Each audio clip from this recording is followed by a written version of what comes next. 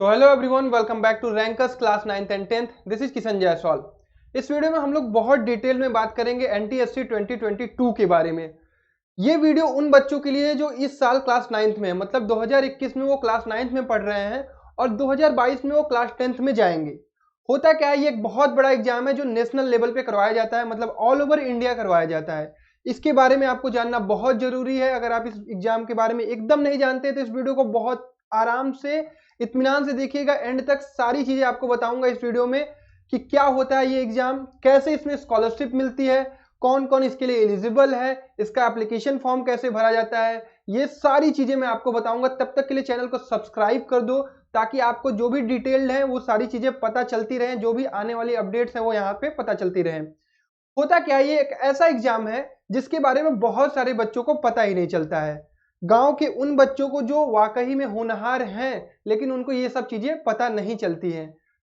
अच्छे अच्छे स्कूलों के बच्चों को ये पता चल जाता है कि ये एक एग्जाम है एनटीएससी नाम का, जो कि जहाँ पे टैलेंटेड बच्चों को अवार्ड दिया जाता है, स्कॉलरशिप अवार्ड दिया जाता है, ठीक है। लेकिन गांव तक वो बच्चे जहाँ पर किसी स्कूल के टीचर्स को ये सारी चीजें पता ही नहीं होती तो वो अपने बच्चों को ये चीजें बता ही नहीं पाते हैं। तो हम चाहते हैं कि उन बच्चों को भी ये चीजें पता चले कि ये एक ऐसा एग्जाम है जहां से वो स्कॉलरशिप उठा सकते हैं, अपने आगे आने वाले पढ़ाई के लिए किस तरह से आगे वो इसका फायदा उठा सकते हैं।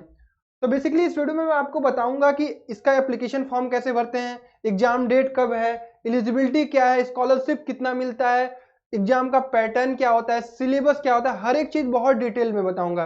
तो वीडियो को एंड तक देखना और आराम से देखना। पहले हम लोग समझते हैं कि एनटीएससी एग्जाम होता क्या है। एनटीएससी एग्जाम मतलब नेशनल टैलेंट सर्च एग्जामिनेशन, मतलब वाकई में वो बच्चे जो होनहार हैं उनकी खोज की जाती है। क्यों खोज की जाती है? अगर आपके अंदर हुनर है, आपके अंदर मतलब कि आप बहुत टैलेंटेड है तो आपको गवर्नमेंट सपोर्ट करती है, आपको स्कॉलरशिप देती है। स्कॉलरशिप मतलब आपको छात्रवृत्ति देती है, मंथली आपको पे करती है कि आप अपने आगे आने वाली पढ़ाई को कंटिन्यू करें।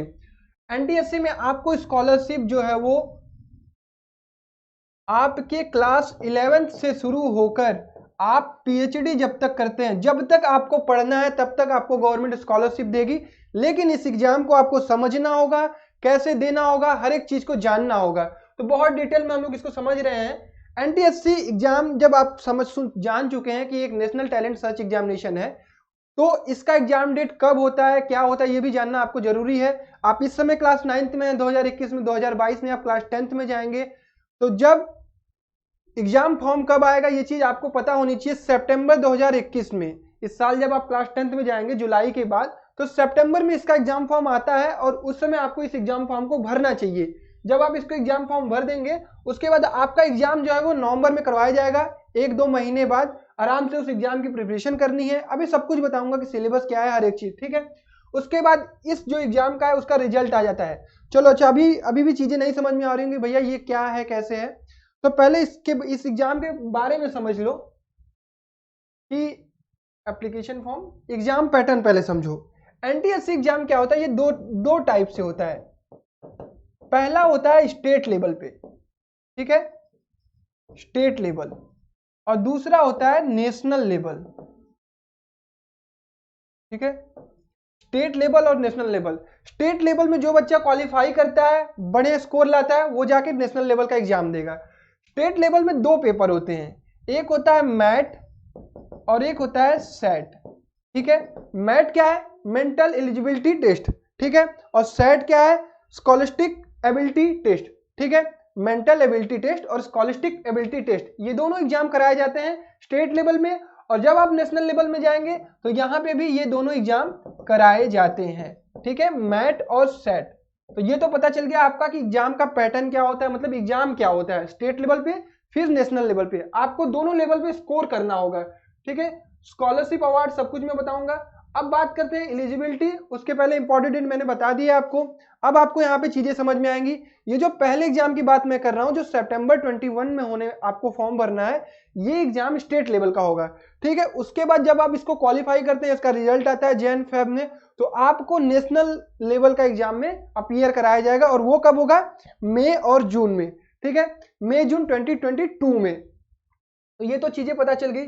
एलिजिबल कौन कौन होता है? जो बच्चे क्लास 9th में 60% के ऊपर मार्क पाते हैं वो इसके लिए एलिजिबल होते हैं, वो क्लास 10th में इसका एग्जाम दे सकते हैं। अब जब आप क्लास 10th में पहुंच जाएंगे तो आप ये चीज याद रखेंगे कि आपको एक एनटीएससी का एग्जाम जो होगा उसका एग्जाम फॉर्म भरना है, ताकि आप एग्जाम फॉर्म भरे और उसका स्कॉलरशिप का फायदा उठा सके अपने लाइफ भर। ये बात याद रख लीजिए, अगर आप छोटे लेवल से कंपटीशन में बैठना शुरू कर देते हैं तो आप लाइफ में बहुत आगे जाएंगे। आप यहीं से काम करना शुरू कीजिए, अपने ऊपर मेहनत करना सीखिए, अपने ऊपर हर एक चीज करिए, मेहनत करिए, तभी आप आगे जो है आईआईटी जेईई या नीट जो भी आपको प्रिपरेशन करनी है उसके लिए आप आगे बढ़ सकते हैं। तो एलिजिबल बच्चों की बात आपको समझ में आ गई होगी। क्लास 9 में अगर आपने 60% की एबव स्कोर किया है तो आप क्लास 10th में इस एग्जाम को दे सकते हैं, और इसका जब भी फॉर्म आएगा तो आप भर लेंगे। एप्लीकेशन फॉर्म कैसे आएगा, कहां पे भरना होता है? ये एप्लीकेशन फॉर्म गवर्नमेंट अपनी ऑफिशियल वेबसाइट पे या फिर एनसीईआरटी अपनी ऑफिशियल वेबसाइट पे डालती है, वहां से एग्जाम फॉर्म भर देंगे, और जब भी इसके बारे में आएगी हम पूरी डिटेल में आपको सारी चीजें बताएंगे। ठीक है, एग्जाम पैटर्न मैंने बता दिया है कि ये पहला स्टेट लेवल पे होता है, दूसरा नेशनल लेवल पे होता है। अब इसको मैं और डिटेल में आपको बताता हूं कि किस तरह से मैट क्या होता है और सेट क्या होता है और उसमें क्या क्या सारी चीजें होती हैं। देखो, मैट मैंने बताया मेंटल एबिलिटी टेस्ट, और सेट मैंने बताया स्कॉलिस्टिक एबिलिटी टेस्ट। ठीक है, मेंटल एबिलिटी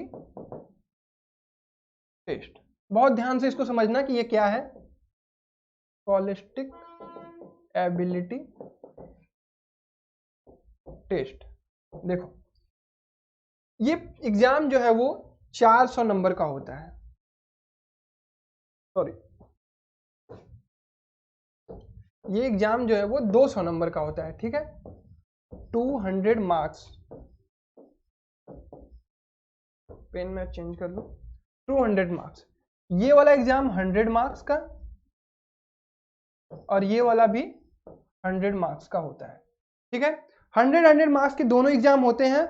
और एक चीज याद रखना कि ये वाला भी 2 घंटे में आपको देना है 2 आवर में, और ये वाला भी 2 आवर में, मतलब आपको 4 घंटे पेपर देने हैं। कैसे देने हैं?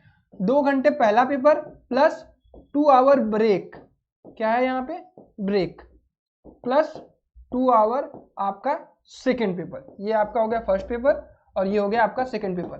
पहला आपका मैट, दूसरा सेट। मैट क्या होता है? Mental ability test. Mental ability test मतलब वहां पे आपको रीजनिंग पूछी जाएगी। आपने ये सब सवाल देखे होंगे, क्लॉक वाले, या फिर ये घड़ी है, इसको मैं मिरर के सामने खड़ा करूंगा तो जैसे मतलब यहाँ पे 5 बज रहा है तो मिरर के सामने खड़ा करूंगा तो ये 7 बजेगा। इस तरह के जो रीजनिंग वाले क्वेश्चन होते हैं, 4-4 ऐसे फिगर बनाए रहते हैं, आपको कहता है कि कंप्लीट करो। बहुत आसान होते हैं, लेकिन आप इस पर काम नहीं करते हैं, इसके लिए मेहनत नहीं करते हैं, ये सारी, इसलिए आपको ये चीजें पता नहीं होती है।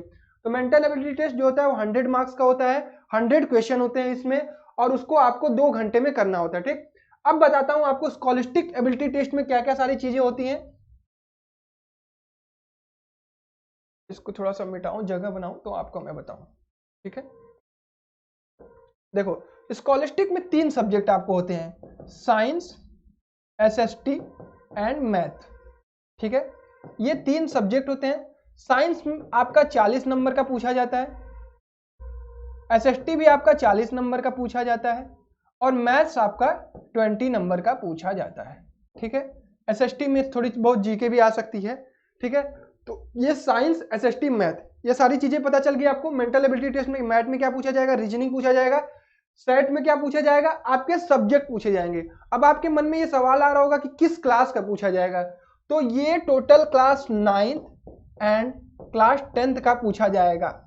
आप क्लास 10th की शुरुआत में होंगे, फिर भी आपसे पूरे क्लास 10th का कुछ भी उठा के पूछ सकता है, और पूरे क्लास 9th का कुछ भी उठा के पूछ सकता है। तो इसका सिलेबस क्या होगा ये याद रखेंगे, class 9th and class 10th। अब याद रखो, ये चीज समझो कि जो बच्चा क्लास 9th में मेहनत करता है और क्लास 10th में मेहनत करता है वो एनटीएससी एग्जाम पक्का निकालता है, लेकिन उसके लिए बहुत ध्यान से, बहुत तरीके से आपको पढ़ना होगा, और आज से, अभी से आपको इसके लिए प्रिपरेशन करनी होगी।